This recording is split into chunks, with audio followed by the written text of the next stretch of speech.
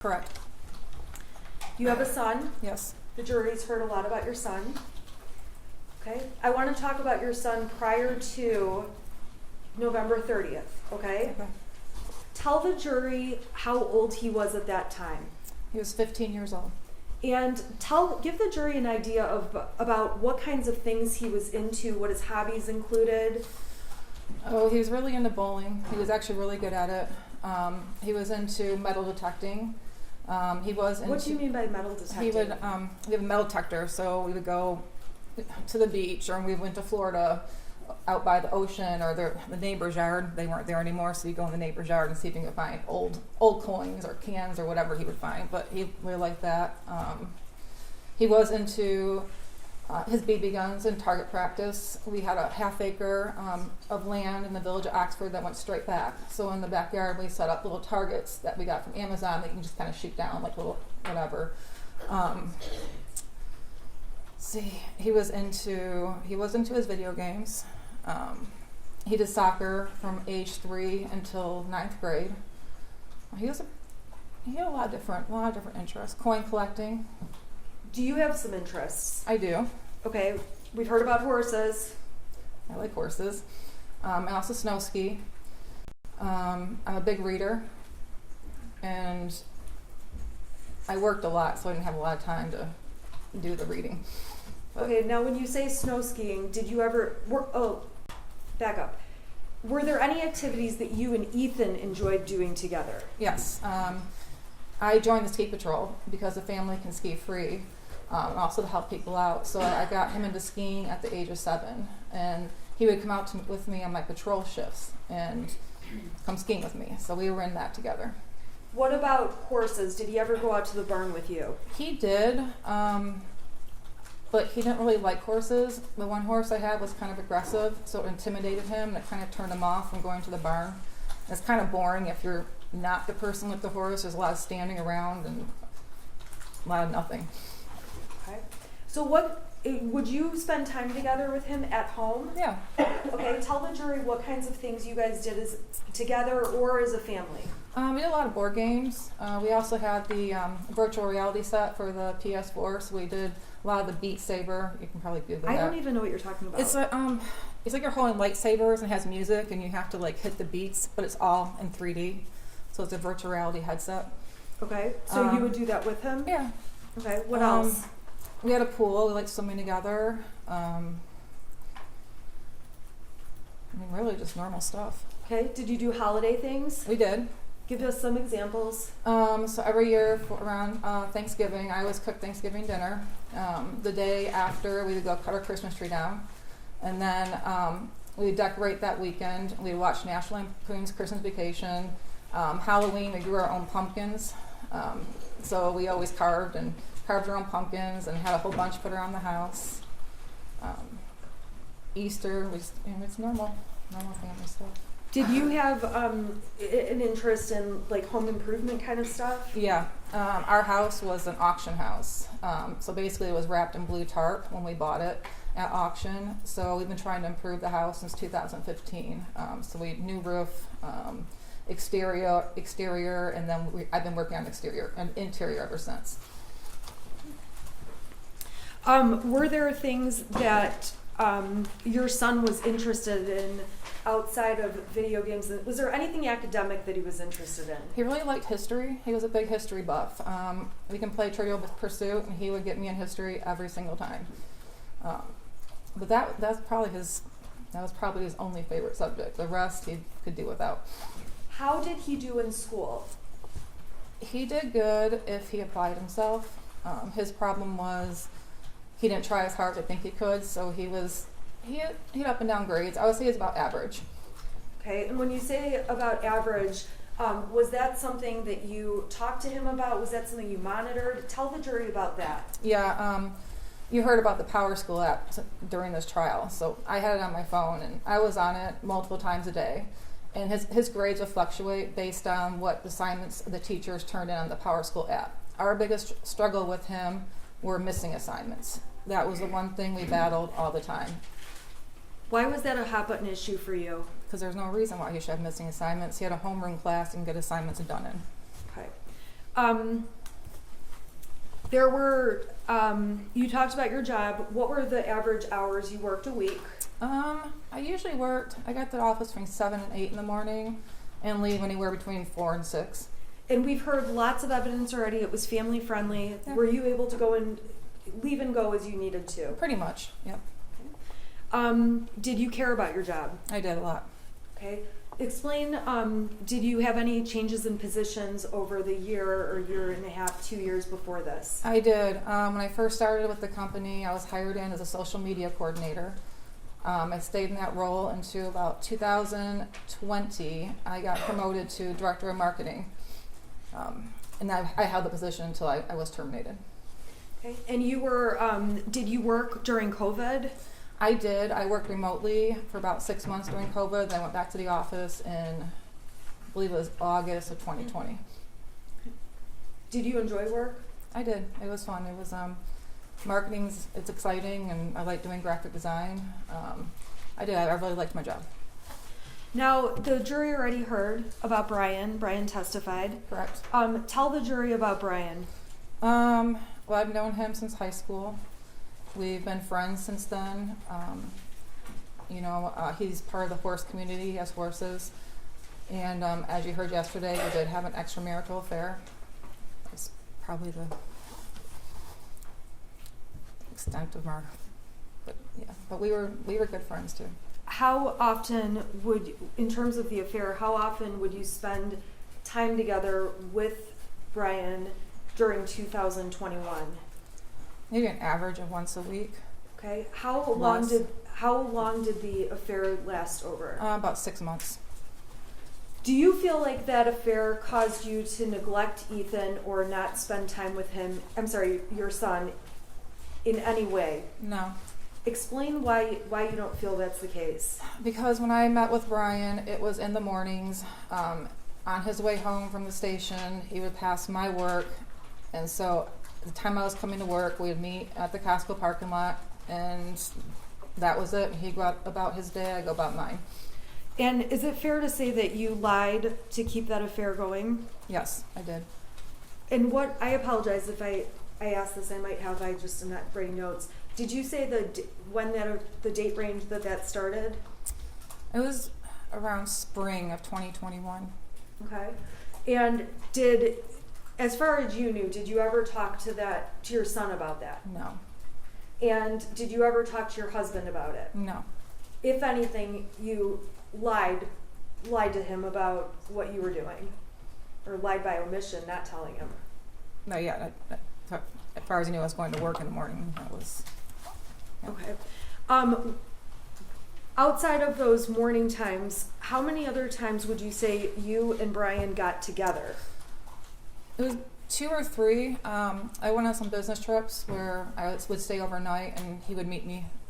He would meet me at the hotel. So that happened 2 or 3 times? 2 or 3 times. Were there other business trips you took where he did not meet you? Yeah, there was quite a few.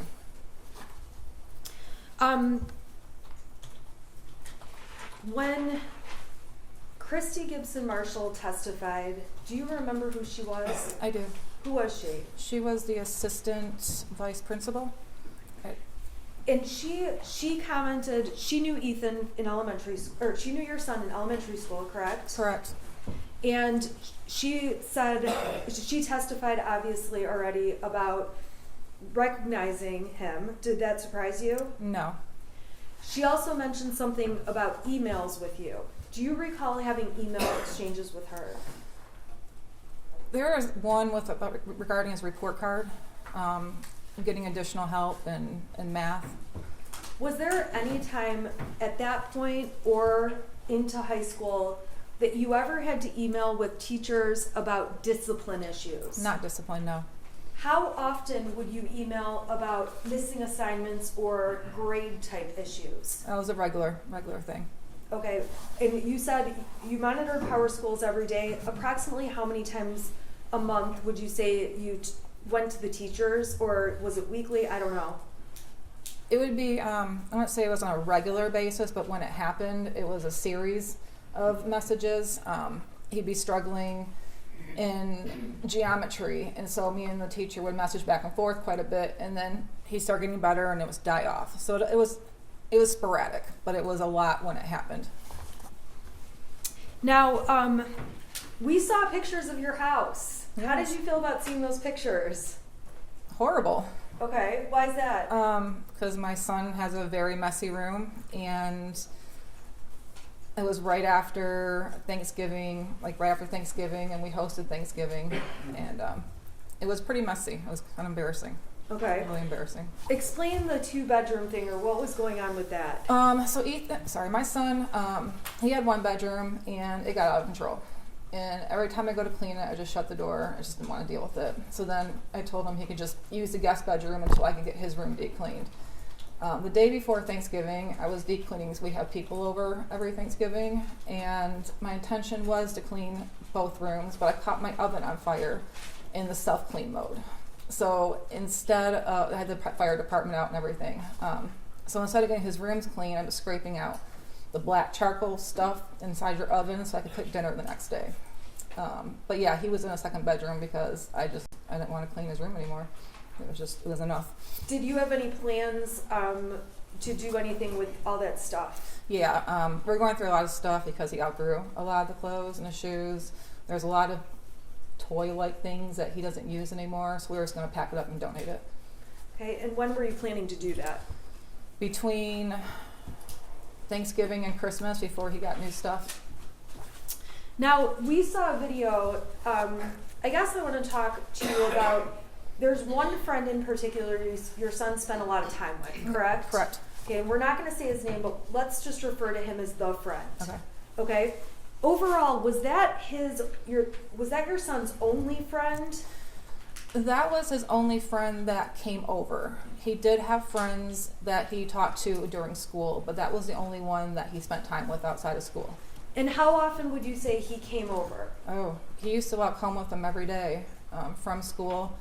The summertime, he'd go on camping trips with us. Sometimes he would spend more than a week with us. He called him my 2nd son. Okay, he was the 2nd son. Did you know he was going to be moving away at any point? Not that abruptly, no. Okay, so when he moved away, is it fair to say it was a surprise to you and your son? It was. What kinds of things would the boys do together at your house? Oh, they go down to the lake and go fishing. They would walk to Little Caesars or Frosty Boy. They go in the backyard, shoot the BBs. They go swimming in the pool. We took them bowling a lot. They played video games. Now, when you had him over at the house, or I guess was it more common for him to be at your house or for your son to be at his friend's house? My son has never been to his house. Okay, why is that? Because he had OCD, not my son, but his friend had OCD issues, and he didn't want other people in the house. At your house, did that friend exhibit any issues? No, not at all. Okay, so were you surprised when he moved? Yeah, very surprised. We saw evidence that you had Life 360 on your phone, and it was on James's phone, right? Correct. Can you tell the jury what Life 360 is, what the point of it is, why it's on the phone? It's a family tracking app, so you know where people are at. My husband's mother-in-law got sick in the middle of April, and instead of me worrying about where he was while he was down in Florida with his mother and I was up here, we just installed the app on his phone, so I knew if he was at the hospital, if I knew he was at his dad's house. So just that way I have to bother him. I'm always worried about him and places he goes, so it's just one thing that eased my mind a little bit. Do you, is that something you frequently message your husband, where are you, where are you, where are you? Mm-hmm, a lot. Okay, so the jury's going to see the entire stack of exhibits. If they go through all of your messages, how often a week would you say you're on top of him about where he is? Daily. What about your son? Were you ever worried about where he was? I mean, not during the day. He was at school. If he didn't get home from school the time he was supposed to, I'd worry about him. Okay. And did you ever ask James about him in messages? Yeah. Okay. Yeah. The prosecution introduced evidence that makes it sound like you and James only talk about these horses. Actually, the form of the question makes it sound, and this is direct exam, not cross, so these should be non-leading questions as Okay. well. How often would you say you discuss your horses versus your son when you're messaging each other? A lot more with the horses. Why is that? Because my horses, at least, were accident prone, and my husband didn't know a lot about horses. They were more my thing. With him working from home, a lot of times I'd have him go out and check on him, tell him what to do. He started getting into him. He had questions. I knew my son was at school. I knew where he was at during the day. I can talk to him after school. Horses can't talk, so if something's wrong, we've got to kind of figure it out. But yeah, we talked a lot about horses. Is it fair to say that, did you have additional conversations with James about horses and or Ethan? Yeah. How often would you and James talk about or talk to Ethan? Well, talk to him every day. Talk about him probably every day too. Okay. What kind of, did Ethan have scheduling things you had to work out? Yeah, he had bowling practices throughout the week, bowling matches, and he worked part-time at a diner. So we had to work out transportation and scheduling with that. In terms of your relationship with your son, how did you think your relationship was? I thought we were pretty close. We would talk. We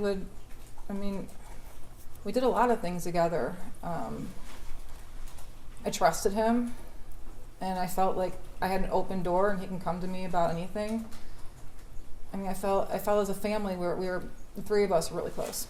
Okay, you're getting a lot of, no, it's okay. You're getting a lot of redness here. Is that normal? Yes, because I'm talking in front of people and my nerves act up. So I get splotchy and I might break out in hives, and I apologize. Okay, but you are okay? Yeah, I'm fine. Okay. So with regard to your son, did you ever go through his text messages, go through his bedroom? What kind of a parent were you in terms of going through those things? I did not go through his text messages. I didn't have a reason to. His bedroom I would go through when I clean it. When I come across things, I look through it to see if it was something I needed to keep or throw away.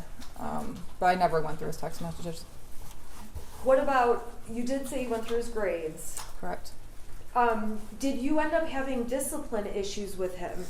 A couple of times we did, yes. What kind of things would those be over? Missing assignments in his grades. Okay. Well, any other things that were discipline issues? No. At school or at home? No.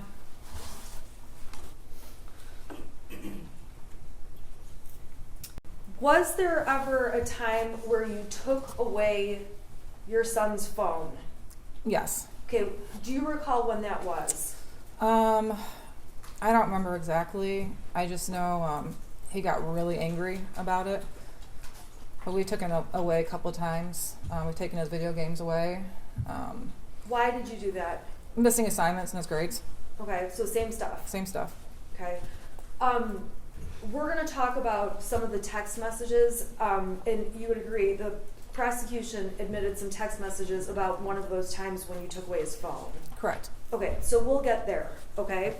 I want to talk about mental health. Did you ever believe that your son needed mental health treatment, therapy, counseling, anything?